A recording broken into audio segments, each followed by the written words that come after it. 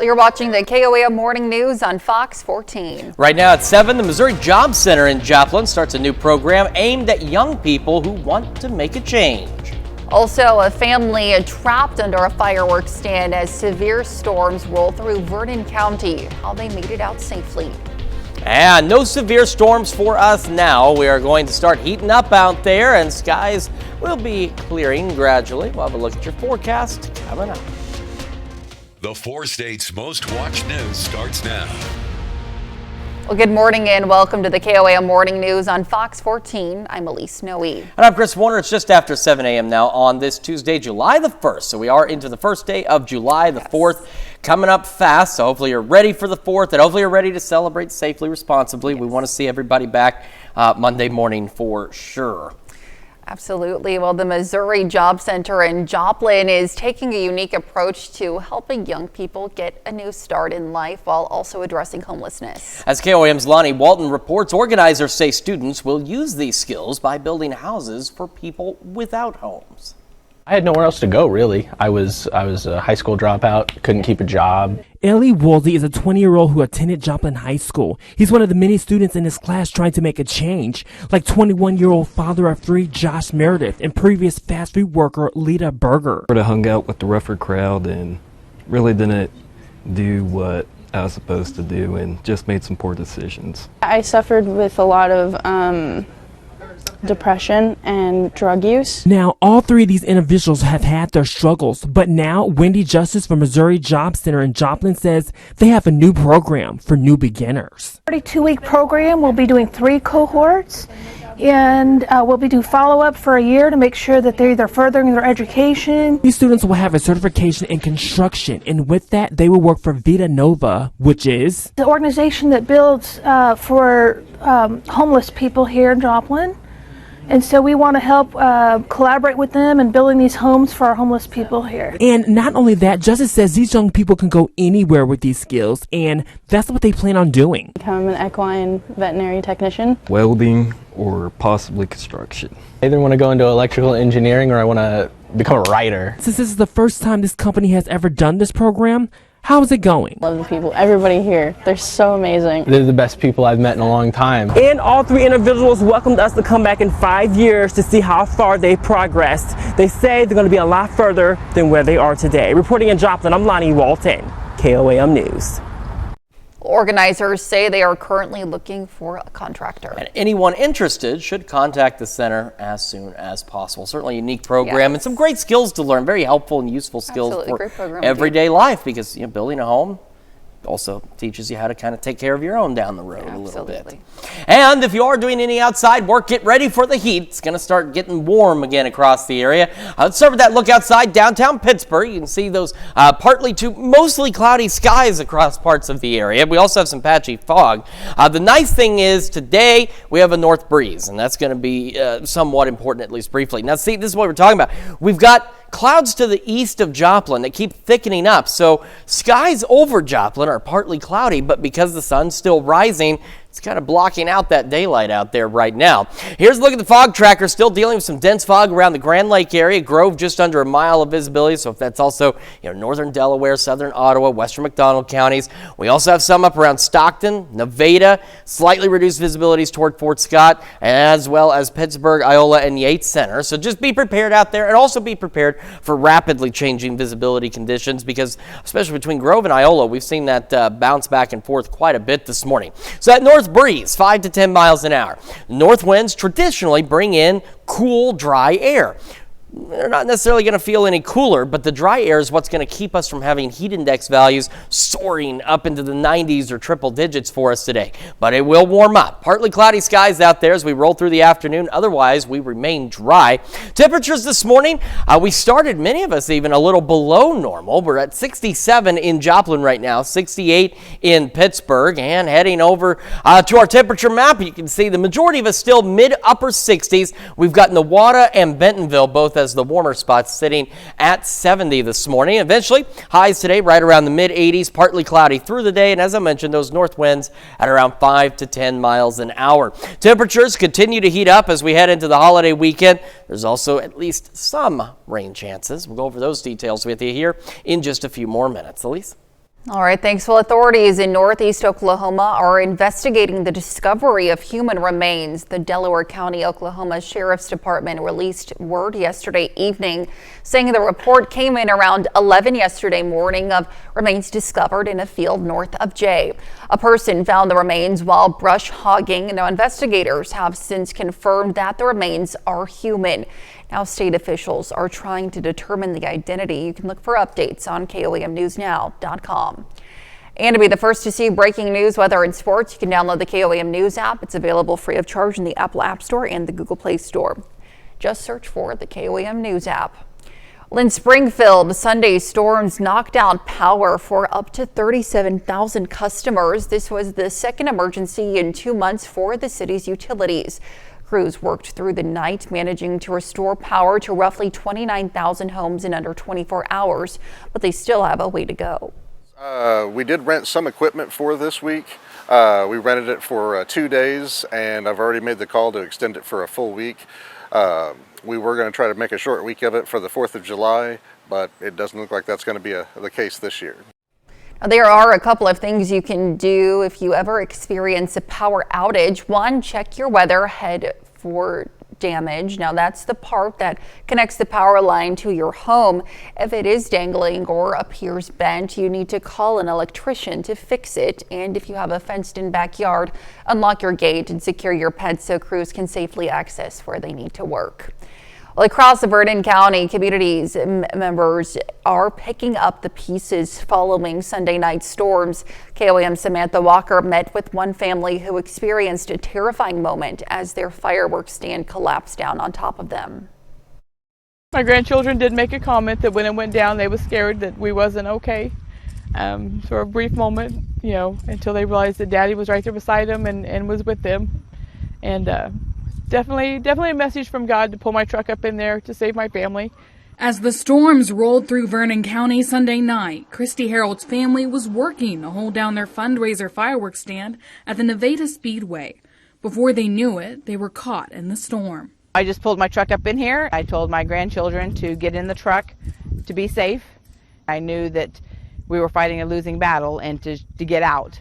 And so I told everybody to get out, and before we could get out, it collapsed around us. I had my daughter and my daughter-in-law actually made it out. Me and my son-in-law was beside the truck as one of the main center poles came down. And if it wouldn't have been for the truck that the center pole stopped, very good chance I wouldn't have my son-in-law today. Harold and her family called 911, and first responders were able to get them out from under the debris. They say there was no tornado, but it definitely looked like a tornado had hit us. The damage and the destruction and what that went on. As she surveyed the damage, it became clear that the stand was a total loss. No product was salvageable. She says it's a blow to the local nonprofit organizations that receive the proceeds from the stand. Because they're the ones that takes the profit. If we don't have product to sell, they can't make money to go to their camps, to do their obstacle courses and stuff that they need. So it was definitely our small organizations that took the loss of not being open to business. But no storm is going to stop them. My district manager, once she found we were safe and got me calmed down, and she asked if I wanted to call it a season, shut her down and go home and enjoy the rest of the holiday, or if I wanted to proceed. And I said, we ain't done. Get my tent up, get me product. We're moving on. I've got nonprofit organizations that are counting on this. And she says they saw an outpouring of support from the Nevada community, ready to help them in their time of need. Hey, do you need help? Hey, we're coming out. Hey, I can't stay very long because supper's ready, but here's a bag of trash bags that was donated to us through the tornado. Hey, I can't do this, but can I come out tomorrow and help you reset? From neighbors to other fireworks stand operators, Harold's fundraiser is being brought back with the help of others. Definitely shows a strong community that I'm glad to raise a family and I'm glad to be a part of. Reporting in Nevada, Samantha Walker, KOAM News.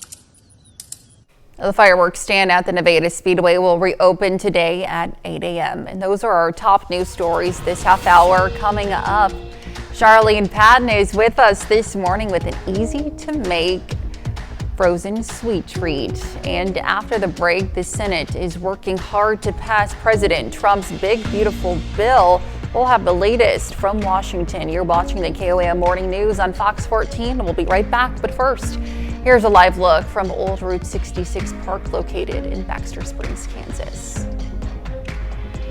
Well, topping Nation Watch this morning, 2 Missouri men already facing charges in the mysterious case of 3 friends found dead outside a Kansas City home could now face murder charges. Jordan Willis and Ivory J. Carson were both already charged with a single count of delivery of a controlled substance and 3 counts of involuntary manslaughter. Prosecutors say all 3 died of fentanyl and cocaine combined toxicity. They were found outside of Willis's home 2 days after the friends watched a Kansas City Chiefs game in January 2024. Both Willis and Carson entered not guilty pleas to the initial charges. Prosecutors are now asking a judge to upgrade the 3 involuntary manslaughter charges to murder in the 2nd degree. The U.S. Senate might be running low on coffee today. That's due to an overnight vote-a-rama involving the president's sweeping domestic policy bill. Amy Kiley reports after all the sleep deprivation, it's still unclear whether Senate Republicans can pass the bill. I know people are weary. The Senate could hold a final floor vote today on President Donald Trump's sweeping budget plan.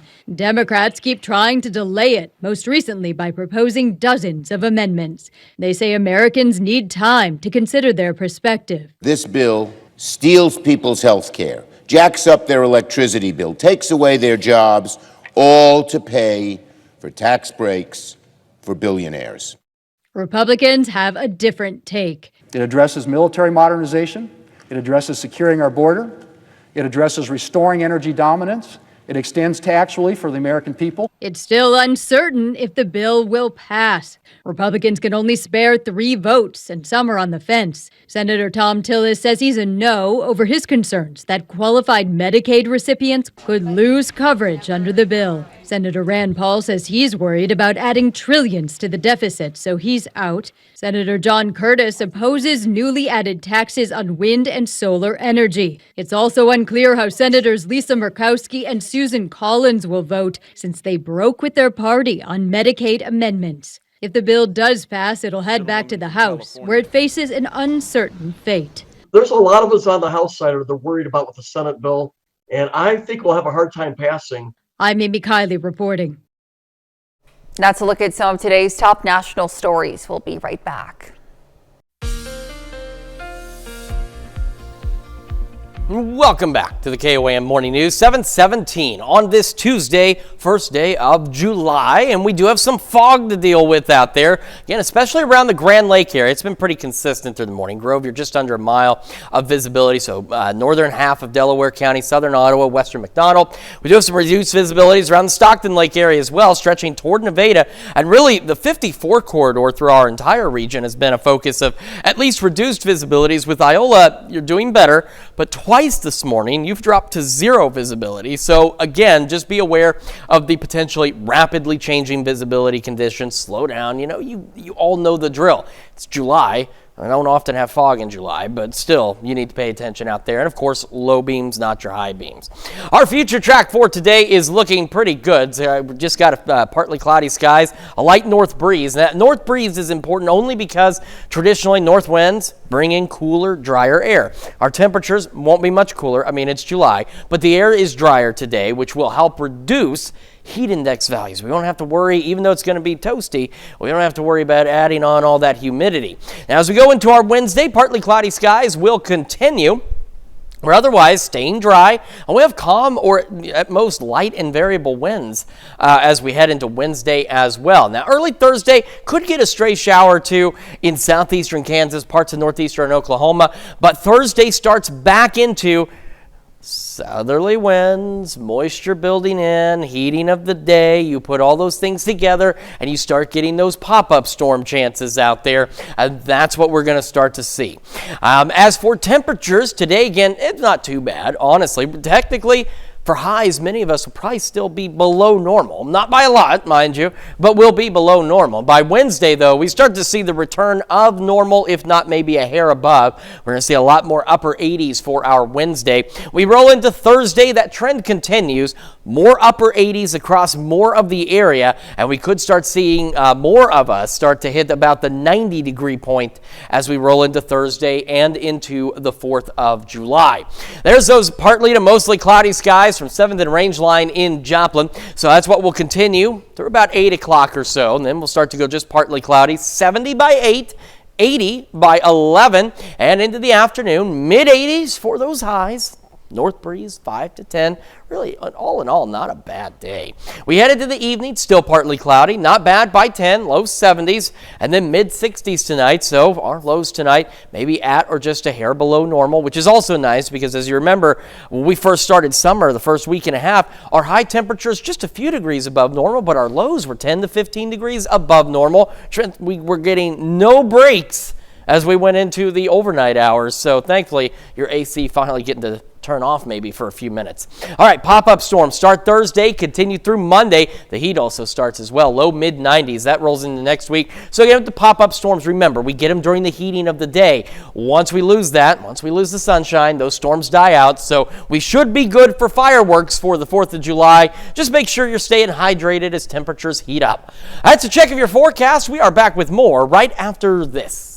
This morning we have Charlene Patton with the Kansas Soybean Commission in the studio with us this morning with an easy to make frozen treat that is perfect for the hot summer days and perfect for the 4th of July as well. Charlene, good morning to you. Good morning. Happy to have you as always. So we're making parfait pops today and they are just absolutely adorable. Tell me a little bit about this recipe. It is a winning recipe from last year's Kansas State Fair's Heart Healthy Recipe Contest. I'll let you say who won this recipe. This is 3rd place for Nicole Conrad out of McPherson, Kansas, and it's absolutely adorable. I can see why it plays so high. It's perfect for this month because the whole month of July we are featuring children's recipes and activities on our website.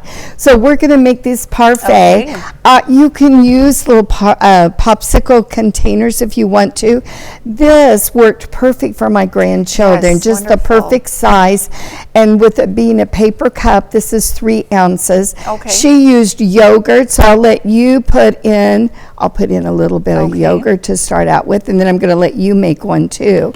And then she used mango. You can use any fruit that you'd like. Wonderful. And you can also use different kinds of yogurt because the soy yogurt comes in flavors. Delicious. Yeah. So then for our theme of patriotic desserts here, we're using blueberries and strawberries, but let the children pick whatever fruits that they want and then let them build it. I love, like I said, putting it in the paper cups, put them in the freezer. We have the little sticks, just stick that in there before it goes in the freezer, and then I just loosened that just a little bit with a knife and it came right out. And isn't that the perfect size for kids? A cool, nutritious treat then for the 4th of July, or to have all during the summer. That's wonderful. Well, Charlene, if people want to find the recipe for any of the recipes that we're making in the month of July, and of course this fantastic recipe, where can they do so? They should go to kansassoybeans.org or call our 800 number 877-KS-SOYBEAN. And I'll add that we have a special book for children this month since we're doing children's activities, but you need to call and ask for it and we'll mail it. Absolutely. All right, be sure to do that. You definitely want this recipe and a whole lot more. Charlene, as always, thank you so much for being with us. Stick around. We'll be right back. The 4 states' most watched news starts now. Welcome back to the KOAM Morning News on Fox 14. It's currently 7:29. I'm Elise Snowy. Well, the Baxter Springs, Kansas Fire Department is moving into its new fire station this week.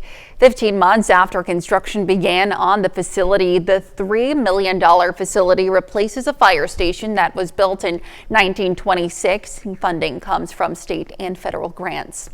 The department has provided a sneak peek inside. Firefighters have been assembling furniture and installing equipment. This coming Saturday at 9:45 a.m., trucks will parade from the old station to the new one. That will be followed by a ribbon cutting ceremony and an open house until noon.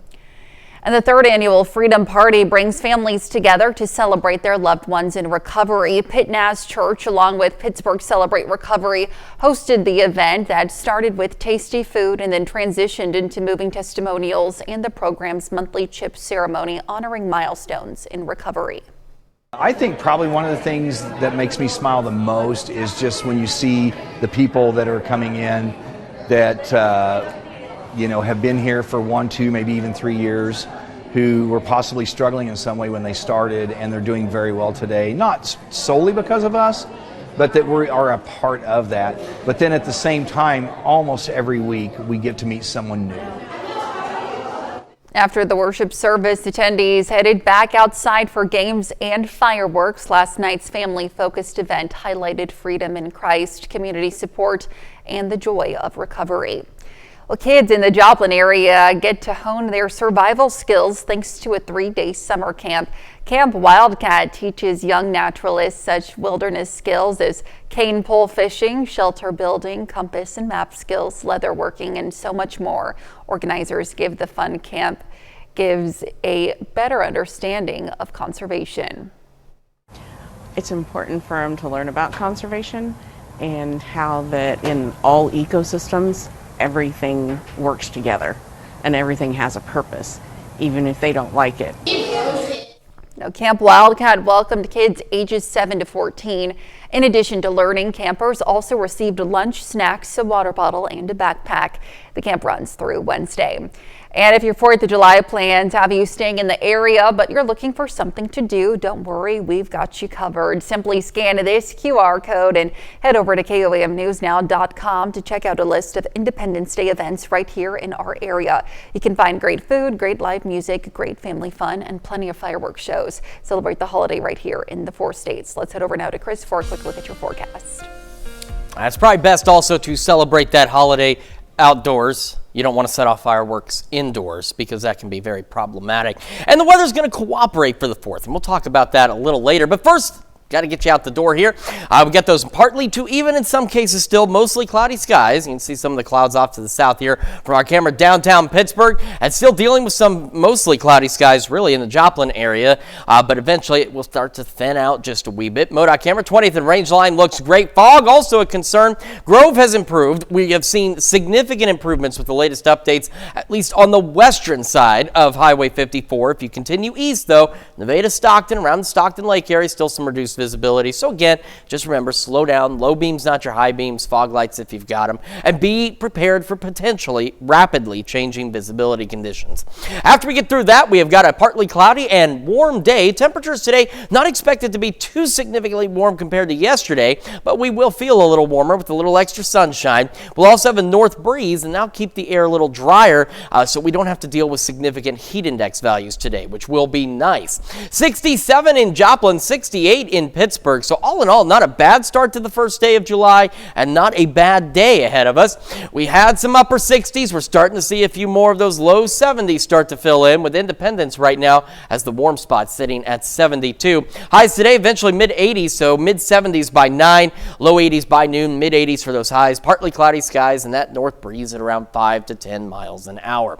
As I mentioned though, we do have the 4th of July obviously is coming up. We do have some rain chances. We'll talk about that and the much warmer, well, straight up hotter temperatures on the way here in just a few more minutes. Elise? All right, Chris, thanks. Well, the Better Business Bureau releases a new study showing business scams in the Southwest Missouri area are on the rise. KOAM's Ty Parks shows us how one Joplin business is training its employees to spot red flags and ask the right questions. Get a lot of calls from like people pretending to be DoorDash representatives or like point of sales services, so like Clover or Square and things like that. Lincoln Pro manages the Joplin greenhouse. Our owner's motto is to just always ask questions. You'll never actually have people like that asking for your login information, so if you ever get a call like that, that's just kind of your first red flag. Red flags for scams targeting businesses. most of which fall into 3 categories. There's stolen information, so like the data breaches that we unfortunately hear about all the time. There are impersonations, so could be a vendor impersonation, a government agency impersonation, and then fake services. So someone reaching out with a problem with your trademark or your domain is about to expire. When it comes to a business avoiding scams, it is just like a consumer. It's slowing down, paying attention to the details. So for example, if you get an email that says your domain is about to expire, either contact the person that runs your website, or if that's you, go to your domain host and log in directly and see that information for yourself. Pro says the Joplin Greenhouse gets 2 to 3 scams a week. For her employees, training plays a very important role. We just have kind of trained all of our employees to just be very aware of who they're talking to on the phone, and if it's something that they can't handle, to just pass it off to somebody who's a little more experienced in that type of field, and we just try to handle it with grace. And with that grace and persistence, this greenhouse is staying resistant to scams. In Joplin, Ty Parks, KOAM News. We have more information on scam prevention for you on our website, KOAMnewsnow.com. Now let's look at our top news stories coming up this half hour on the KOAM Morning News. The 4th of July travel is here. We'll hear how this year's holiday is looking to break travel records. We'll be right back, but first, here's a live look from the old Route 66 park.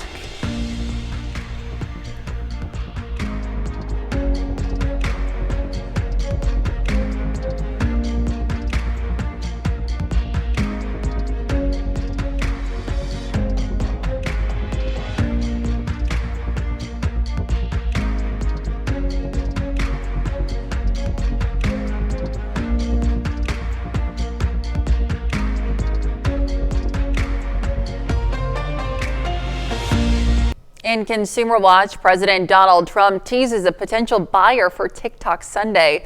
The announcement comes following Mr. Trump's extension earlier this month to keep the app up and running in the United States until September 17th. President Trump says the buyer is, quote, a group of very wealthy people, and added the reveal will be in 2 weeks. President Trump has signed 3 deadline extensions after a law required the social media app to be banned in the U.S. unless its parent company ByteDance, based in China, sold off the U.S. assets. President Trump was close to striking a deal in April, but it quickly fizzled out after he implemented harsh tariffs on China. The president says he will need approval from China's president, but is confident he will agree. Well, AAA estimates that more than 72 million people will be traveling 50 miles or more this July 4th week. In Consumer Watch, Jen Sullivan has details on the best and worst times to travel this holiday week. As our nation gets ready to celebrate Independence Day, travelers are being warned to brace for heavy traffic on the roads and long lines at airports. AAA estimates more than 72 million people will travel 50 miles or more this week. That's a new record. Part of the reason for that is because July 4th falls on a Friday this year, so that gives people that long holiday. AAA spokesperson Kellen Howell says the group started recording July 4th travel from June 28th, as many people took the entire week off for the holiday. They estimate most people will be driving to their destination, with roughly 62 million people on the roads. If you're leaving after 11 a.m. or after lunchtime, you are very likely going to sit in traffic. The busiest road travel times will be Wednesday, July 2nd between noon and 9 p.m. and Sunday, July 6th between noon and 6 p.m., according to INRIX, which provides transportation data.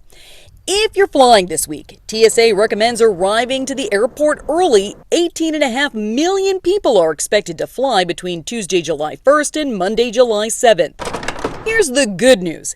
Gas prices are down. Gas prices are much lower than we have seen in recent years, about 20 cents lower than they were this time last year. As of Monday, the average price for a gallon of regular gas was $3.19. That's 3 cents cheaper than a week ago. For Consumer Watch, I'm Jen Sullivan. Those are our top consumer stories. Let's take a look at the market prices before the opening bell.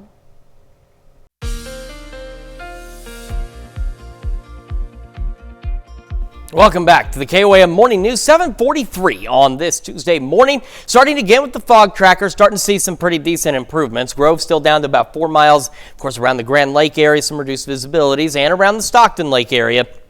But off on the west portion of 54, as you can see, visibilities have improved tremendously. Still some slightly reduced visibilities, Nevada and Stockton, and down toward Anderson. So it's something to keep in mind. And of course, low beams, not your high beams, fog lights if you've got them, and really just slow down and watch out for the potential for some rapidly changing visibility conditions. Today, looking fantastic. We're going to be dry. We're expecting to be dry tomorrow as well. The one thing about today, though, is going to be that north breeze. It's bringing in at least drier air. We won't really feel any cooler air, but it does bring in the drier air, which does help keep us from having excessive heat index values. So really, for the first day of July, it's not that bad of a day. We started with temperatures for some of us this morning even a bit below normal. Our highs today are going to be just a bit below normal. Can't complain considering we're getting further into summer.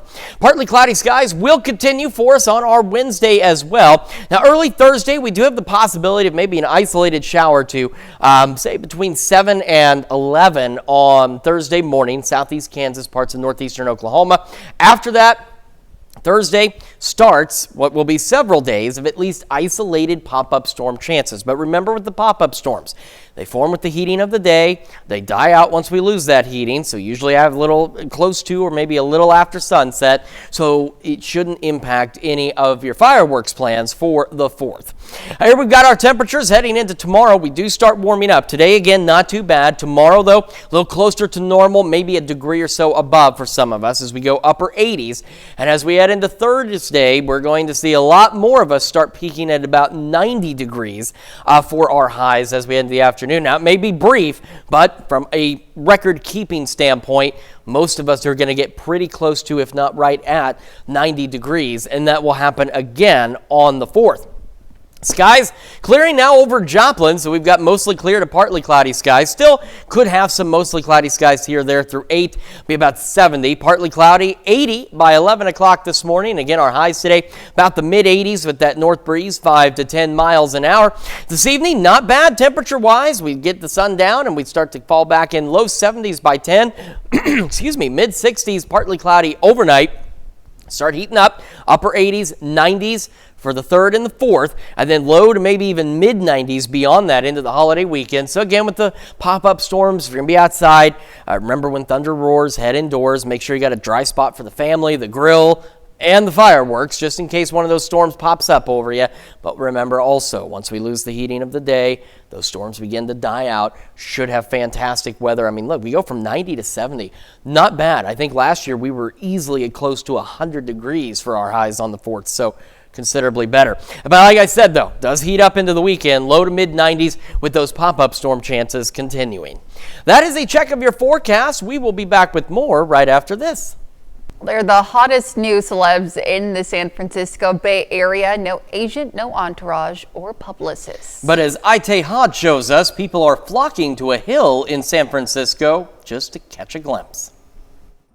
On a hill in San Francisco, known more for its views than its visitors, Look at that. a quiet crowd has started to gather. Every day, like clockwork, they show up in the same spot, necks craned towards the sky. It might look like a celebrity sighting, and in a way, it is. Maybe April, I started to see photographers up on the hill here. What do you make of all of it? I think it's wonderful. The newcomers drawing this attention, a pair of great horned owls and their fluffy, wide-eyed chicks. It's an interesting phenomenon that's happened here. Liam Murphy is a designer and avid birder. He says even he didn't expect this much flap over a few feathers. They have kind of like cat-like or almost human-like faces where the eyes face forward. In a year where birds have been turning into bona fide sensations, like those bald eagles and big bear whose nest cam drew millions, this quiet pair has become the toast of San Francisco. Have you ever seen anything like this? You know, I have not seen this kind of interest. Whitney Grover is the director of conservation for Golden Gate Bird Alliance. She says great horned owls usually nest much higher up. This pair picked a tree that puts them practically at eye level for anyone walking by. It's not like an incredible phenomenon that they're there, but it's a great opportunity to see them. Murphy hopes whatever brings them here, they leave with a little more love for the wild things that share this city, just as long as they don't get too close. There's a tendency to sort of love them too much. Look at that eucalyptus branch. Because sometimes the best way to bring a community together is to give a hoot about your neighbors. Those are really cool. Very Owls cool. are very cool, Yeah. and you don't get to see them that often, so Right. I can understand why it would certainly attract a crowd to go see those owls. And if you're looking for owls in the evening hours around the area, at least the temperatures will be pretty decent to do so. We also still have some patchy fog this morning. I want to recap that real quick for you. So again, around the Grand Lake, Stockton Lake areas, of course, bodies of water, we're getting some patchy fog. We've seen conditions, though, greatly improve around the Iola and Fort Scott, Yates Center areas, but still slightly reduced. East 54, heading onto the Missouri side, and of course, parts of Delaware, McDonald, and Ottawa counties. So thankfully, conditions, though, continuing to improve, and they will continue to improve as we head through the morning into the afternoon. We'll have a northerly breeze that helps keep the air drier, so we don't have to worry about significant heat index values. And as a matter of fact, today, first day of July, I know we know that, but we started our day with many of us below normal lows, which is interesting for the first day of July. And our highs today, yeah, it's going to get warm, but most of us will still be even just 2 or 3 degrees technically below normal. So for the first day of July, can't really complain. We do start heating up, though, so don't complain too much, because then Mother Nature might hear and really crank up the heat over the next few days. We're still looking at partly cloudy skies into our Wednesday. Could get an isolated shower in the early morning hours, mainly into Kansas, northeastern Oklahoma. Don't last very long, so let's say between 7 and 11 in the morning. Then we start settling in. Thursday sets it off, where we get the southerly winds. We start building that moisture back up. Temperatures start rising, and you put all those ingredients together in the area, and we start getting pop-up storm chances. So not widespread rain, not washout rain or anything like that, but we'll start to see some of those chances with the daytime heating. Our temperatures tomorrow, as I mentioned, do start warming up, though. We're still looking mostly upper 80s. Maybe 1 or 2 90-degree readings will be possible. But as we head into our Thursday, that's where we're going to start to see, even briefly, temperatures climbing to about 90. So on a record-keeping standpoint, we're going to be talking about a lot more 90-degree readings for our Thursday, and that continues into the weekend. But not today. Skies continue to clear, partly cloudy, 70 by 8 and 80 by 11. Well, from there, look at your forecast and the news you need to know right after this. And here's a check of today's top headlines, the news you need to know before you head out the door. Authorities in northeast Oklahoma are investigating the discovery of human remains. The Delaware County, Oklahoma Sheriff's Department says the report came in around 11 yesterday morning of remains discovered in a field north of Jay. Now state officials are trying to determine the identity. You can look for updates on KOAMNewsNow.com. The Baxter Springs, Kansas Fire Department is moving into its new fire station this week, 15 months after construction began. The $3 million facility replaces a fire station built in 1926. A parade and ribbon cutting are scheduled for Saturday. That's a check of today's top headlines, the news you need to know before you head out the door. And as you head out the door, don't forget about that patchy fog, especially around Grand Lake, Stockton Lake out there. Otherwise, partly cloudy, warm, mid-80s, north breeze 5 to 10, partly cloudy through the evening. Temperatures at maybe a little below normal again tonight, back into the mid-60s. The heat starts cranking up, though, gradually as we climb into the upper 80s tomorrow, low 90s for the holiday, and low to mid-90s as we roll through the weekend and next week. Don't forget, got those pop-up storm chances, so not a washout, but you do want to keep an eye out. All right. Well, the Grace Episcopal Church is sponsoring its Lunches of Love feeding program to help Carthage families. Its goal is to fill the gap in food access between the end of the summer school and the start of the new school year. Now, each child will receive 1 bag of food on Mondays and Thursdays during the program. Each bag will include a variety of foods, helping ensure kids get the nutrition they need even when school is out. And of course, that can certainly be a challenge for some families. You know, it's not that school is a daycare by any means, but for some families, it's a source of good food, at least for the kids. Absolutely. So that's certainly helpful there. Well, thank you all so much for joining us this morning. If you had a great time with us, then come back at noon because we'll be here again. Have a great rest of your morning.